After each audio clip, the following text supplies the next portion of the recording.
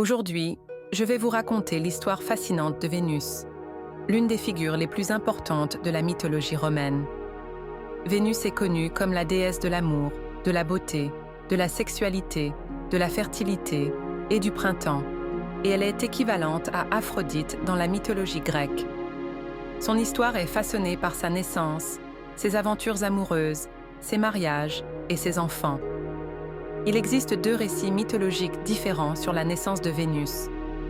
Selon la légende la plus courante, Vénus naît de l'écume de la mer, lorsque les organes génitaux coupés d'Uranus, le ciel, tombent dans l'eau. Cet événement provoque l'effervescence de la mer, donnant naissance à Vénus, qui émerge sur une coquille de mer.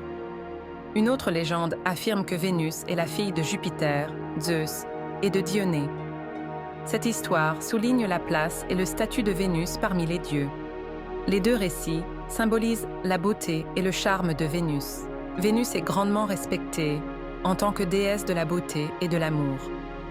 Sa beauté envoûtante et son charme créent une forte attraction parmi les dieux et les mortels. Vénus, source d'inspiration pour l'art et la littérature, est le symbole de l'amour et de la beauté. Ses aventures amoureuses et ses mariages sont une partie importante de la mythologie. Elle est mariée à Vulcain, le forgeron des dieux, mais cette union est souvent éclipsée par ses infidélités et ses aventures amoureuses. L'une de ses aventures les plus célèbres est avec Mars, le dieu de la guerre.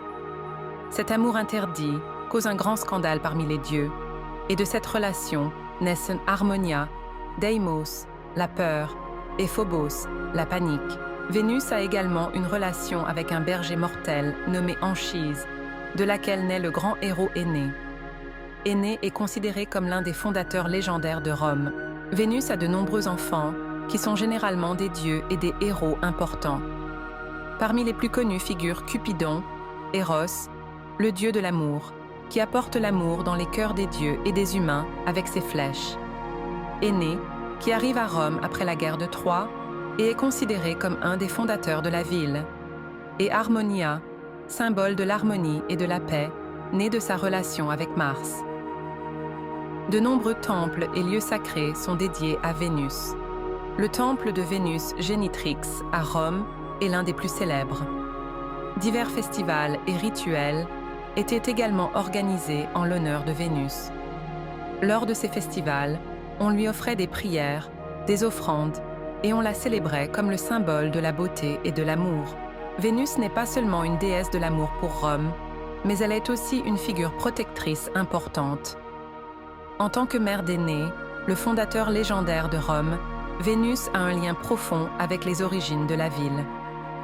Ainsi, Vénus joue un rôle crucial dans la mythologie et la culture romaine. Vénus, en tant que déesse de l'amour, de la beauté, de la sexualité, de la fertilité et du printemps, occupe une place majeure dans la mythologie romaine. Ses histoires tournent autour de ses aventures amoureuses, de ses mariages et de ses enfants. Sa beauté et son charme font d'elle une figure éminente parmi les dieux et les mortels. Les récits mythologiques de Vénus occupent une place importante dans le riche et complexe monde de la mythologie romaine, et son autorité divine a un impact profond sur la culture et les croyances religieuses romaines. Si vous avez aimé cette histoire fascinante, n'oubliez pas de liker notre vidéo, de vous abonner à notre chaîne et de partager vos commentaires avec nous. À la prochaine vidéo, au revoir.